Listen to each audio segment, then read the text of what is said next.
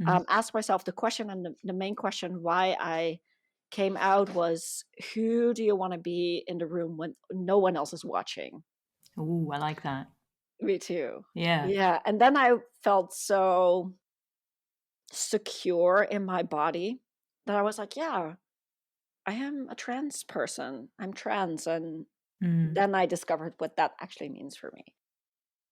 Hello and welcome to the 50 Shades of Gender podcast. We get curious about all things gender, sex, and sexuality, as well as relationships, feminism, the inclusive kind, mental health and kink, and all that makes us humans unique and diverse. From body positivity to body dysmorphia, it's all welcome here. If you like what we do and want to support this podcast, you can become a patron on Patreon. Visit patreon.com/50 Shades of Gender, as in FIFTY. You can also buy us a coffee or make a donation. Links are on the website. You can now register your interest for our upcoming allyship course. Go to 50shadesofgender.com/allyship-course or navigate to the course page via the website menu to be notified when it goes live. Now, join us on a journey of inclusion, acceptance, and respect. I'm your host, Esther Lemons. I am a queer woman, and my pronouns are she and they. In this episode, I have a conversation with Joris Grey, a business coach for activists. Joris's pronouns are he and him, and he is a trans man and queer. Find out what that means to Joris in this episode.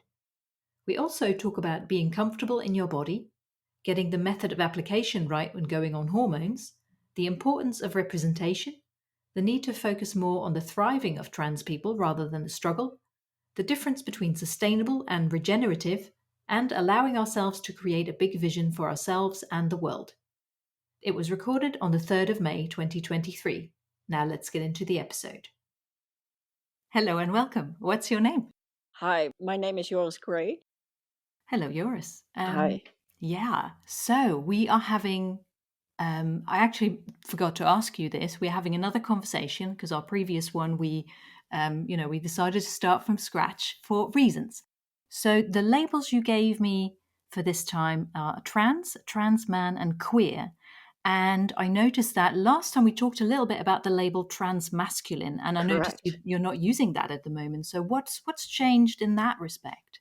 Oh, this is a really good question. Nice. So, for me, the more I pass, the more I'm comfortable with just using labels such as guy or man or Mm, dude and transmasculine seemed too non-binary for me somehow because when I came out as trans, I safely put it under a non-binary label. hmm So my first labels were around non-binary, transmasculine. Felt hmm really right at the time, but it also felt safe.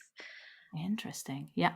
And now that I feel really comfortable in my gender and really secure and I pass, I'm like, yeah, why make it any longer than necessary? Because I'm just a guy, so I don't need anything else. Amazing. Yeah. So how do you feel like that's settled in yourself? And because we also remember last time we talked about being on testosterone, which is something I would also love to Mhm. revisit if you're happy to talk about that. Absolutely. But yeah, let's rewind a bit. Like how did you end up where you are? About like when did you come out and about your transition? If you're happy to Yeah. share about that. Oh, absolutely. So in hindsight, I've always known that I'm trans, but I never knew the language around it. Hmm. So even when I was like 8, 9, there's sometimes like when I'm 5 or when I'm a little Mm. bit older, I've always been this boyfriend of others and always the guy and bro and dude, and in every friendship circle I've always had those labels. Hmm. Even a mom of a friend called me the boyfriend of her daughter. Oh, there's your boyfriend again. So Hmm. there's if I would have known the language back then, I for sure would have at least socially transitioned and just call myself a boy because that's what I am. Hmm. But my coming out, I think it's now a year and a half ago, I think. Hmm. But before that, I already explored my gender for, I would say, 3/4 to a year. Hmm. Everybody kept on asking me questions about my gender, which I'm like, why would you ask me? It's obvious, right, that I'm a girl, which makes, if I say it now, makes me laugh so hard, Yeah. because there's nothing girlish about me. So it's super Mm. funny. And someone even said, like, so you're now transitioning, before I even knew that I was trans, like, fully. Which Wow. is, yeah, it's really cool. That's interesting. So other people picked up vibes, I suppose. Yeah, and Yeah. they've been doing that my whole life, but I just lack language, representation. Yeah, yeah, and obviously you're in the Netherlands, and yeah, I think language is a tricky subject as well, isn't it? Like gender neutral pronouns for one. I know they're tricky. That's not There a are. simple thing. Like in English, you can use singular they, which True. has been around for a long time. Hmm. So it's not like a new thing or anything. I mean, since you're a binary, more of a binary trans guy, then so that's probably Unfortunately, yes. I'm just a dude on the binary spectrum, and it sucks. Like, I don't know. I like, in the lens of activism, I would Mhm, love to be a non-binary person, because it makes so much sense to talk about almost the annihilation of gender, and not talk about gender, and mm, everybody could be fluid, and I would love that for myself. mm. And there was, I think, a month or so that I thought, oh, maybe I'm gender fluid. Yeah. There's so little fluidity about me that I'm almost ashamed. Like, it's just Aw.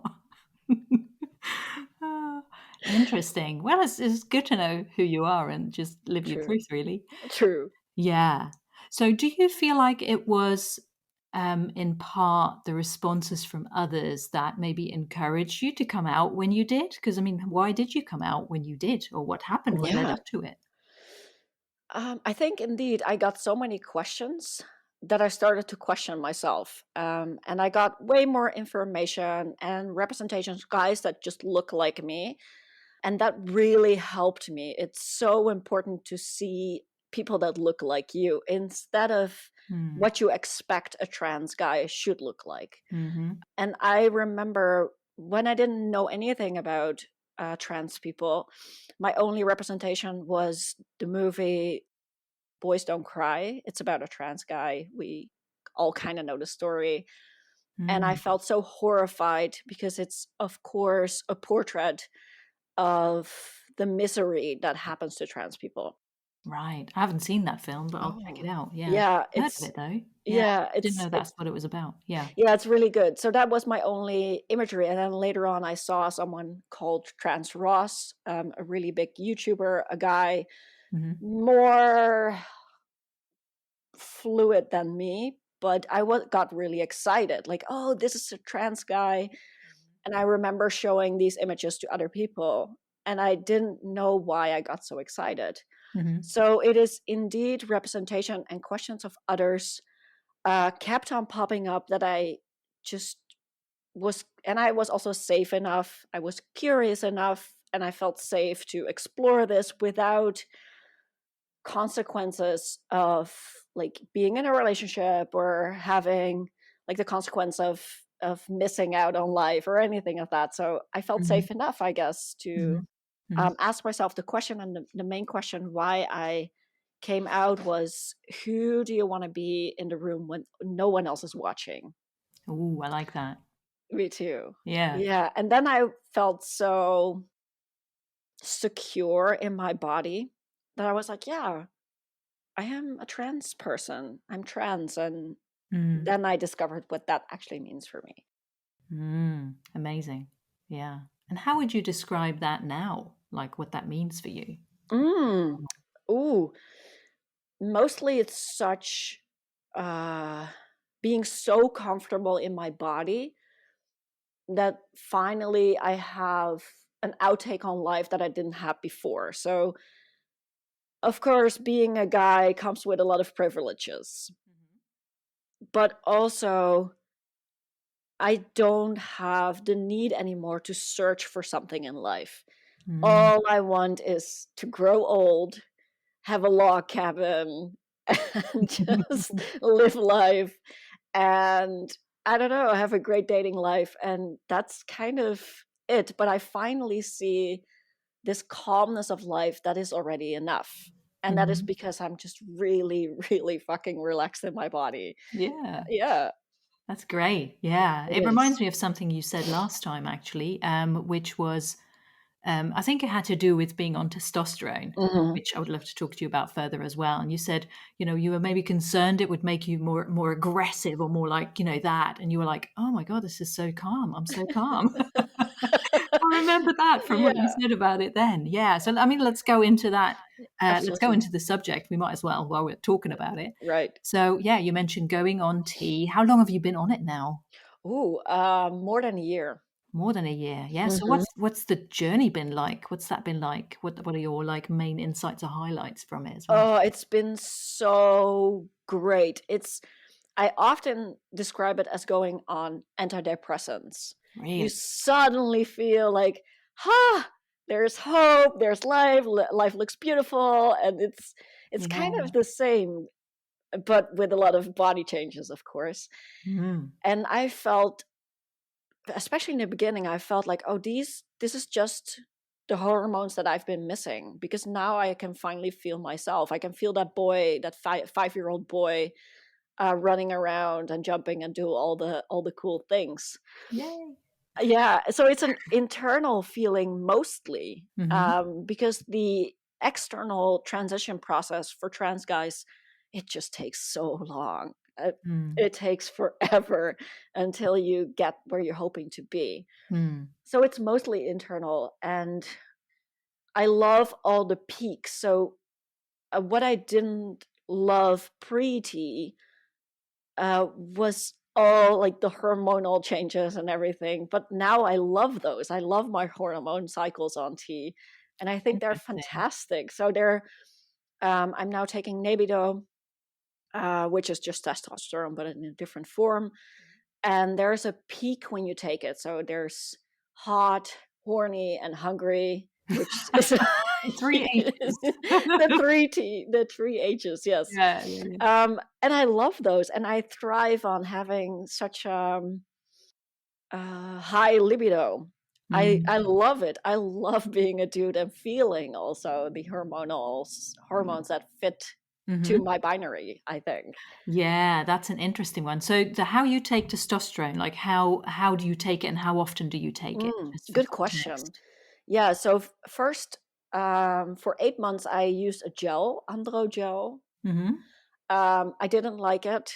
Mm-hmm. Made me a little bit depressed, which is not great. Interesting. Yeah. Yeah, it's not been talked about often, Mm-hmm. because I was afraid if I mention it that people will think, Oh, so it's not right for you. right. Yeah. Yeah, Yeah. so I discussed this with my psychologist, and they said, well, it's normal, like that happens. You just have Mm. to you start using shots instead of gel, Mhm. because it could be the method of application, Yeah.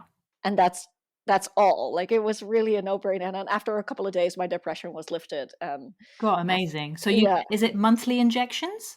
first I did monthly, Yeah. with Cystanon, and then I changed to Nebido, and Nebido is once every 3 months. Wow, You okay. get a big shot in your butt. Amazing. So you know Yeah. do you notice, like, these effects? So do you feel like you have, like, a 3 monthly cycle then? Is that how you feel? So I'm a dude. I think my libido is very high. So I only notice an uptake when I take a shot, Mhm. but then the hungriness, that goes away. Like I just eat normal, and Mhm. normal are pretty big portions. I'm a small dude, but I eat a lot. Yeah. And then the rest kind of goes away, but then my libido just stays the way it is. So that's Mhm. pretty good. I really like that. Mm. But the other changes, really, it takes so much time. For example, one of the reasons why I wanted to do tea is because of my voice. Mhm. I speak a lot for my work, and I need my voice to run my business, basically. Pre-T, I had really big voice dysphoria, like terrible. I couldn't hear my own voice. But the changes on T are quite slow for me. So it's maybe my impatientness, but also facial hair. Mm-hmm. I'm blonde, so it takes forever to grow Yeah. something. I have a nice pubescent stash, but that's about it. Uh-huh. And yeah, and the rest, it just takes some time. Yeah. Yeah, I've heard that. I've heard other trans men say it's like the facial hair was the last thing to happen, and Yeah. that's what they really wanted or were waiting for. And then they also had to look at their like direct family, and they were like, "How many of the men in my family actually have full beards?" Like none of them do, so they didn't have much hope for that themselves, you know. Yeah, yeah. Yeah. Gosh. Yeah. So do you feel like as far as libido goes, have you always had a high libido, but on T it's increased even more? Oh, that's a great question. So pre-T with estrogen and the other hormone, I don't know what they are. Mm, I always felt that I needed to get ready. Like I had to get in the mood and had to get ready and set the stage for myself mm. to have sex with someone or masturbate or anything of that. So it felt like I needed to get ready. I always liked sex, but now it's just I only have to think about something or not even think about something, and I'm like, oh, all right. This is great. So I think there's a definitely really high increase, but also it feels really different in my body. So, Mm. and I love how I feel now instead of in comparison to pre-T. I Mhm. think it just fits me really well, and I think if anything it makes me such a motivated person, and I really use my libido as something to create magic and just do a lot of work and get stuff done, and I don't know, I just use it as something. Yeah, that sounds interesting because, like, if you think about where it sits in the body, like the Mhm. sacral, even the sacral chakra, Yep. that's the center of like sexuality and also creativity, Hmm. same kind of energetic root, maybe, if you want to call Yep. it that. I don't know. Yeah, yeah. So, how do you feel like in your body when you have sex now? I mean, you are you attracted to women mostly or solely? I remember our last Yeah. conversation. So much changed. Yeah. And I was a little bit afraid of this. So Yeah. what comes to being really secure in your body and really grounded and have a great body mind connection is that also your sexuality not changes but gets more clear. And I thought when I came out as trans, I'm like, okay, now it's clear. I'm a straight dude. I only date women. Fine. Well, it's not true. Okay. I'm in a homosexual relationship at the moment, which is like to me it's a bliss. Like it's super Interesting. amazing. Yeah, it is. Yeah. Yeah. Yeah. So Wow. I date a non-binary person, and they use they them pronouns. Sometimes he him, and we're just two bros having great sex and dating and all the things, which is Nice. very nice. It's Yeah. awesome. It's Yeah. awesome to be in a gay relationship. Yeah. That's great. Yeah. So what is your experience of your body and in your body in this Mhm. dynamic? And is it very different from when, you have sex with women? Yeah. Oh.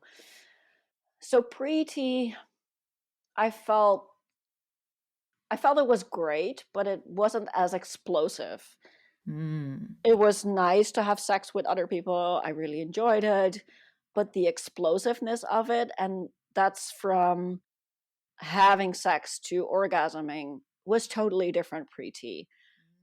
When I have sex with women, people assume this, but it's also true for me. So it's my truth as well. I'm the dominant Mhm. one when I have sex with women.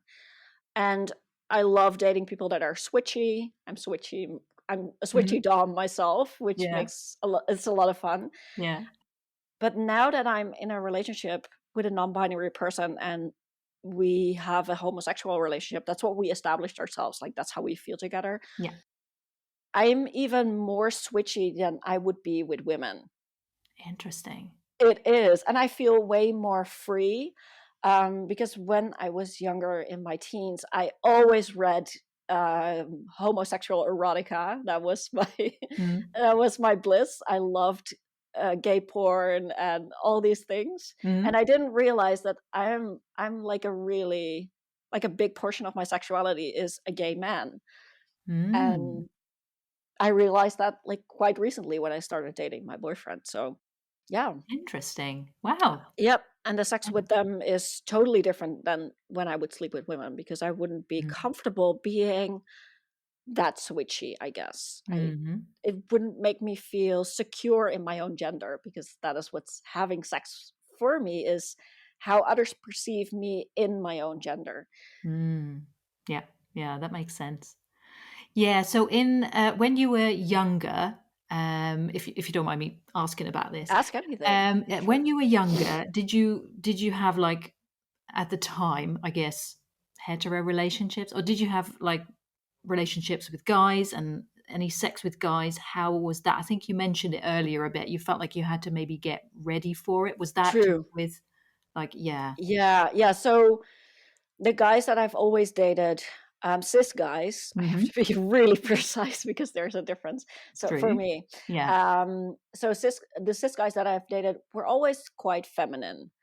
I Interesting. like quite feminine women, quite feminine men as well, Mhm. regardless if they're cis or trans. And Mhm. there's that femininity that I find really attractive, but also a submissiveness that I really like. Mhm. So sex with cis men, I always had to get ready, but I think it also has to do with missing a certain hormone that I need. I mostly dated cis men, but I've also dated quite a few girls before, kind of before my long-term monogamous relationship. So Mhm. yeah, it was like I dated all kinds of people, Mhm. but I wish I knew that the guys that I've dated, because they were so feminine, that I could also have this same kind of dynamic, which would have been so much more fun to me. And I remember begging one of my boyfriends, like begging him to peg him. Like, can I just do this? Yeah. I want to do this. And he Yeah. was like, no, no, no, no, no. I was like, but dude, it's so much fun. Like, you're missing out. And that's a Oh. long time ago. I was like in my 20s or something, like Yeah. 19, 20, and I was like, let me just peg you. It would be so fun. Yep. Yeah, Yeah, yeah. I think it takes, obviously, that's something you might enjoy or not enjoy, whatever gender you are, but, like, absolutely. yeah, but I think a lot of, especially cis guys, are like, "Oh, no. Oh, no, I can't do that," and even if they would enjoy it, they might not admit it to themselves Yeah, because, like, yeah, there's a lot of stigma around it as well in there society, I think, is. and internalized shame, and there's just Yeah, so much to unpack there, right? yeah. Gosh, yeah. What was I gonna ask you? What else was I gonna ask you? We've talked about transmasculinity. Oh, yeah, so the queer label, how do you feel that fits you? Oh, yeah. So that's a label I use for convenience, Mhm, mostly. I feel it's the most inclusive label, and I feel it describes best that I can date anybody, but it's for convenience. If I would mhm, label myself out of fun, what feels great to me is a bisexual guy. I think mhm, it's so much fun to say like, "Oh, I'm bisexual," mhm, because I've always said that, even like pre-transitioning. I've said like I'm bisexual, but I never realized what that means for me. And mm, I've always said like, "Oh, I love bisexual guys. I think they're so fun," and blah blah blah. So that's a label that I use. That's fun to me. mhm. But Yeah, and it can queer, encompass so many things, can't it? Because I use it for yeah, myself, and I feel yeah, like, because queer can encompass, like, sex and sexuality and gender and the whole thing, true, you know? true. So, and it Yeah, is kind of an easy go-to sometimes. You it know, if is. you don't wanna have to explain a lot, you're like, "Queer, Yeah, yeah, queer." yeah, Yeah, yeah. yeah. And I recently heard someone say, like, why would I label myself in terms of what makes sense to cis hetero people? Oh, interesting. Yeah, and then I realized, why would I do that? Why would I convenience someone if I Mhm. feel the most fun as a bisexual trans guy? Yeah, Mhm. Mhm. but then queer is easiest. Yeah, yeah, it's an interesting thing, like, even terms like non-binary, that says what you're not, but then what you are is like, what is that? You know, not that it needs to be True. defined necessarily, but it kind of No. can be helpful in having conversations and communicating things, can't it? And Yeah. similar with, like, gender non-conforming, as if conforming is the goal, well, in Right. society, I guess it is, but, Right. fuck that. But, Yeah. yeah. So Yeah, I think that's the same conversation around passing. mm, Because I hear a lot of people say like, but passing shouldn't be the goal, but it is my goal. yeah. You can't decide for me if I indeed need to conform or not, and what my conforming Mm, is and to whom. And I think that's a really personal, just like either labeling yourself or not, or your sexuality or your gender identity. mm, People can easily say like, yeah, but you shouldn't have to label it. mhm. But maybe you want to. Maybe that's, Yeah, exactly. yeah. Yeah. Yeah, I had an interesting conversation about passing. I think it was with, my episode with Renee, because Mm. they talked about, like, passing in and of itself is not a bad thing, and there are people who want that because of, personal reasons. Could be anything. It could be Yeah, safety, it could be because it feels good to them, it could be all sorts of things, and that's very much up to them, you know? Yeah. it is. It Yeah, is. that's Yeah. true. And the interesting thing that I see pop up on Instagram is people that already pass the society norms say that that passing shouldn't be the goal. And Mm. I think I think that's Yeah, a funny statement to make. And yeah. out of privilege, I think. Yeah, it's interesting, isn't it? It's actually, you know what that reminds me of, what you just said, when people who have, like, maybe broken out of this, not necessarily a state of poverty, but like Mhm. being having a certain level of income, and which is not, like, it's maybe enough but not a load, and then they get to a stage where they're doing really well for themselves financially, and then they talk about wealth and how to gain wealth, and maybe talk about it in a way that the people who are where they were cannot kind of relate to, or they say, well, it's easy for Right. you to say because you've got enough money to do these things with. you know Right. it's, yeah, that's kind of what it reminded me of. And also, because this isn't a good transition, I guess, into like what I also wanted to ask you about, because I don't think this episode is going to go out before you have your, is it wealth as activism? Wealth as activism. Yes, that's Yeah, a because that training. really appealed to me in ways that, because we find, I think we are very quick to judge. I think especially people who have a lot of money. I'm not saying it's not justified, Hmm. because it very well might be, Hmm. but also we love to hate on rich people, don't we? Right. Really? Yep. And I'm thinking it's like most of us, we don't necessarily all want to be rich, whatever that means to people. But like we want to be comfortable at least. We don't want to have to worry about putting food on the table or having a roof over our heads. No one wants that. Yeah, it should be No, the minimum standard. exactly, exactly. The basic income. What is it called? Universal basic income. That's a Yep. good Yep. idea, I think. Yeah. But then, like, we can, I guess, shoot ourselves in the foot by hating on, like, people with lots of money, and what it brings out in us, maybe, or we're worried about what it would do to us, or we look at people who have lots of money and we don't agree what they do with their money. True. I mean, I do too. I look at people, I'm like, really? That's what you're doing with your money? I can think of so many more different things that I would do with it. But then I would do that if I had the money. Yeah. So Yep. I think we need more money in the hands of people who would, I don't know, I don't want to say do less ridiculous stuff with it, but like do good things in the world, like put it into the community and help good causes, and just imagine the good that people could do, Yeah. with, if they had more money. Yeah, So I see this a lot with activists itself. So I think activism is amazing. I'm an activist myself, but I'm an activist from a place of privilege, of course. But I created that privilege for myself by being comfortable with getting filthy rich so that I can help a lot of people. And I hear this a lot, like, oh, but they do bad things with their money. They should do this, or billionaires could save the world. Mm. But it's a lot easier to look at others what they should do than stepping up and doing the work yourself. True. Because that means that you have to look yourself in the eye and say, like, okay, but this means that I have to get comfortable with being rich, Yeah. because that is what is necessary to at least make an impact. And I don't say that other forms of activism are lesser than. Mm. I'm saying that there's different forms of activism in and on itself. Yeah.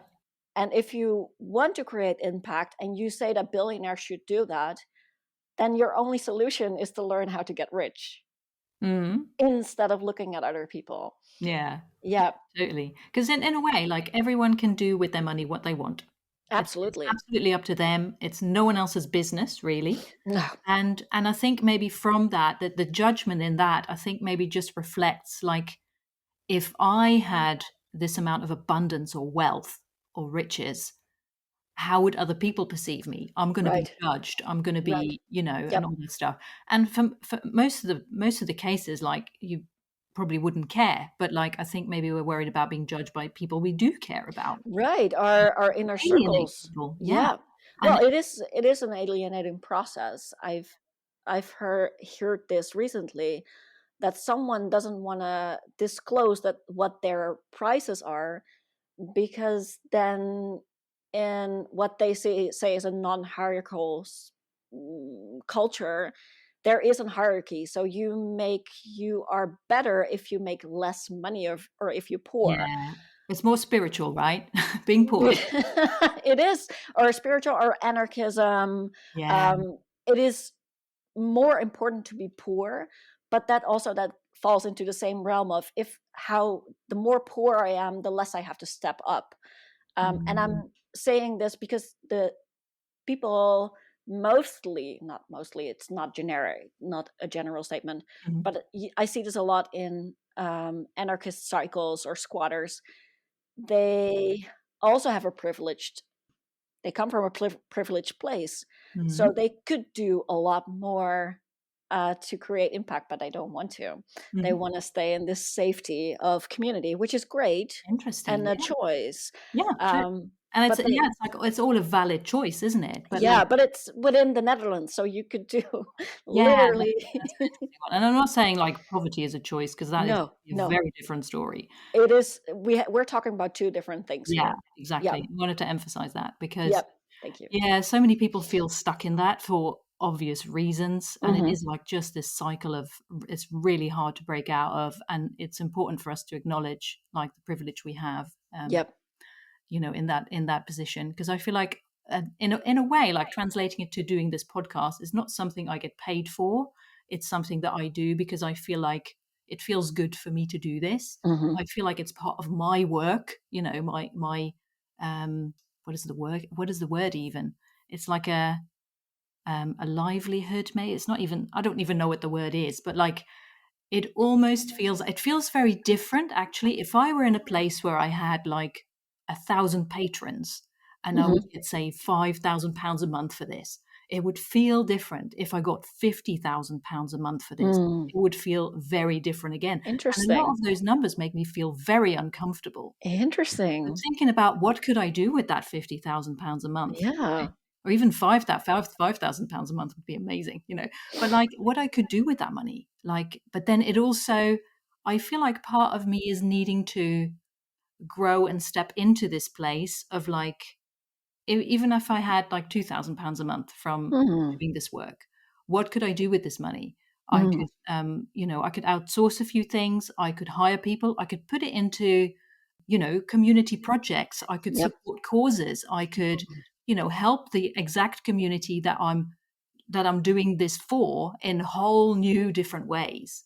And not even in ways that already exist, but I could invent and create new ways Yep. of doing For things. real. And I'm not saying I need money for all those things, but it does help sometimes. It goes a lot faster if you have money. Exactly, right? Yeah, and you can actually make a difference in someone's life by just being comfortable with raising your prices. And Exactly. And that's, for me, that's been a big journey. And it's mm, been such a stumbling block and something I've kind of struggled with my whole mhm. life, really. And I'm still working my way through that to be like elevating my energetic vibration, if you will, like to be Mm, more abundance and really receiving. Because yeah, that's a challenge for me. And it yeah, it has is. been a challenge for me.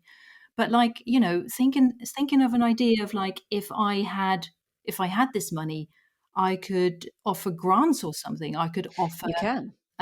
like I could assign a bunch of money to, I don't know, offer to people who want to transition and don't have enough money for it. Yep. I mean, like Yep. things we could do.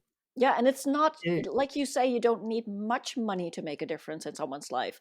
I'm part of a WhatsApp group with a lot of trans people. Hmm. I think about 20, and what they're lacking, because this is about kids from the age of 18 to 25, 30.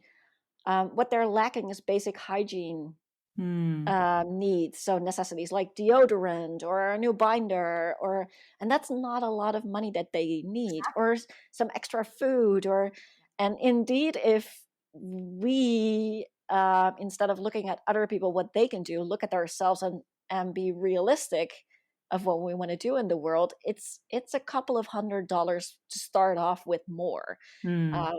per month, and that makes a huge difference in someone's life. Totally. What if you can give $500 to a trans kid every month? Isn't that amazing? Yeah. That's fucking amazing. Yeah. Yeah. Yeah. So one of my goals with my wealth is to indeed start a fund like this, so a nonprofit, not for profit, Hmm. where someone says, "I want a new binder, but I'm either like I don't have the money, or I'm too young, or my parents forbid it." And Hmm. then I can, or the nonprofit, not me as a person, Hmm. can say, "Okay, but there is money for that. Like, Mm. what do you need?" Or like, "I want new deodorant, or I need new clothes, or Mm. I don't have any food." And then there's that not for profit where Hmm. everybody can just tap out. I would love to have that. Totally. Yeah. Yeah. Yeah. And I think it requires us, I think, having more wealth or abundance, I think requires Yes, us to become a lot more creative in our, it does. in the way we think and the way we do things and just every area of our life, really. Yeah, but also realistically, it requires strategy, Mm. and it requires business owners that are comfortable with raising their prices just an inch. Like, just we're asking for a little bit. Yeah. And also not giving from empty pockets, because that's not regenerative at all. If Yeah, it's we not as sustainable, business is it? Yeah. Yeah, so there's a difference between sustainability and regenerative. Okay. Yeah. Yeah. So sustainable means actually, within environmentalism, it means sustain what is. Okay. So if you're sustaining what is, you don't have that overflow or abundance to give from. Oh, okay. Yeah, And the because we're abundance. not creating more, we're just sustaining. Yeah. And regenerative means a system that renews itself. Oh. Mhm. Mhm. And there, from that place, you can create surplus. Yeah. And Yeah. we need the surplus. We need a little bit for ourselves, which is fine. Like, you can have as much money for yourself as you want. I don't Mhm. care. Mhm. But you also want to create surplus a little bit. And for that, you need strategy. Mhm. Mhm. Yeah, there's so much sort of contained in that because I also feel like having been raised and socialized as a woman, Mm. I feel like, yeah, I've been brought up in a particular way from a particular generation. I grew up in the Netherlands as well. And I feel like I was just kind of raised to be a good wife, to put Yep. other people's needs above my own, to be Yep. the looker after it, to be the nurturer of other people, all that stuff, and to Yep. hold space for everyone else. My needs come last. Mm-hmm. I'm still figuring out what on earth they are, Mm-hmm. so yay for therapy. But like, yeah, this is For real. well, so much in there.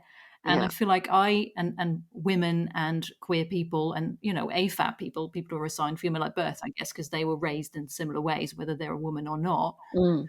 We're just raised in a particular way that we really need to unpack and clear a lot of that stuff out and really reclaim our power and who we are and, how we want to be in the world. And that's Yeah. that's no mean feat, really.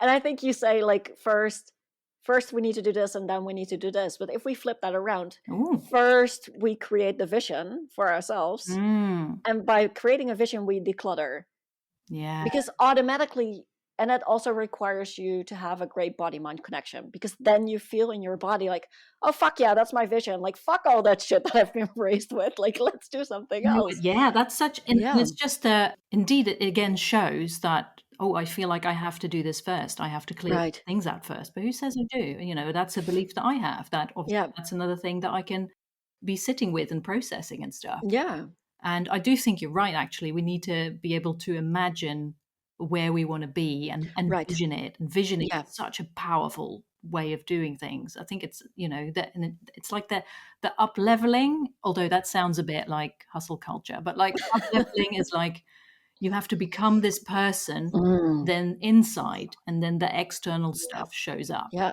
And I think when I think the way we are becoming, or like becoming more comfortable in ourselves and in our bodies and and who we are, is, I think, the main, I don't know, it's a main antidote for all that, you know? it is. Well, it's inevitable then that you make choices for yourself, Yeah. because you directly feel the impact if you make a wrong decision that Yeah. doesn't fit your, well, however you want to call it, your mission on earth, or Mm.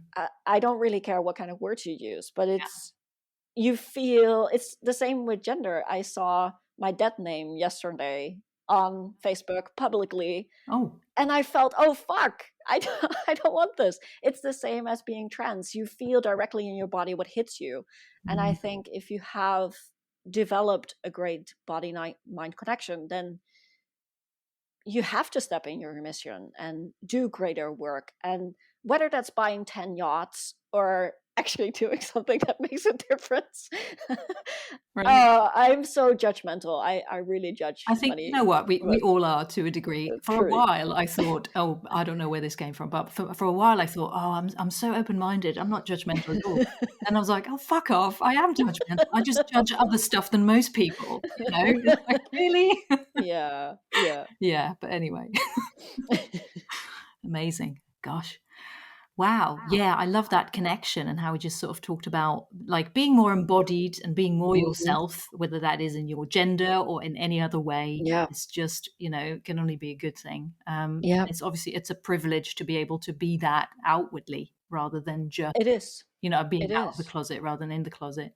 And I hope we get to see a world where, you know, we can all be who we are, you know, I without hope so too. shame or guilt or, yeah, that's the vision. That's the vision I'm holding anyway. Mm, Yeah.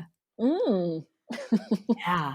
Is there anything you'd like to add that we haven't talked about yet? Yeah, I think what I don't see a lot of, or the stories that, the narratives that are out there, is that trans people are suffering. So trans people cannot get rich, they cannot get a job, Mm. they have a really hard time.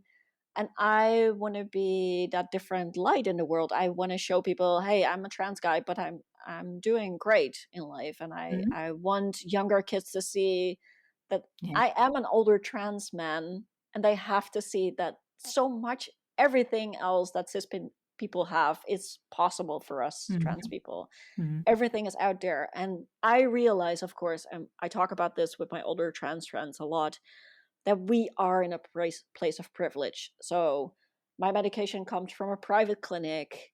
I can afford it. Mhm. Um, and that's why I can do the things in life that make me happy. Mhm. But I want to be also that example. So my not for profit is one of those examples. Mhm. Saving old growth forests is one. Mhm. And I want to show people like, hey, it's possible to have love as a trans guy and just live a happy life. And I think we're a lot of people are so obsessed with the struggles, but that narrative is not far, it's so far from what's actually interesting about being a human being. Mhm. And I want to set that example, like, yeah, Mhm. struggle is just part of your, one of my mentors calls it a, a buffet of shit sandwiches. I have to repeat that. Yeah. Buffet of shit sandwiches. Yeah. It's just part of that, because Yeah, there's a it's lot of life, isn't it? beauty. Yeah, yeah, and I think it's true, like, you can get, I mean, I'm not saying it's not a struggle, but it Mm, varies a lot from person to person, obviously. absolutely. And it is part of, you know, your gender can be, your main struggle. It can be Mhm. neurodivergence, it can be mental health, it can be ethnicity, societal culture, it can be so many things. And I guess that's just part of being a human being, I Yeah. suppose. Yeah, but like being defined by that struggle, that's not for everyone. So No. yeah, yeah, I like that point. That's a really important point, I think. Thank you. Yeah. Gosh, thank you so much for sharing with me again. You're so welcome. Yay. You can find out more details on the website at 50shadesofgender.com/Joris, which is JORIS, where you can also read the transcript, and you can find Joris on his website and social media. Links are on the episode page. Thank you for listening to the 50 Shades of Gender podcast. You can find us online at 50shadesofgender.com, on social media, and on YouTube. Again, if you'd like to support us, please consider becoming a patron on Patreon. Visit patreon.com/50 Shades of Gender. You can also buy us a coffee or make a donation. Links are on the website.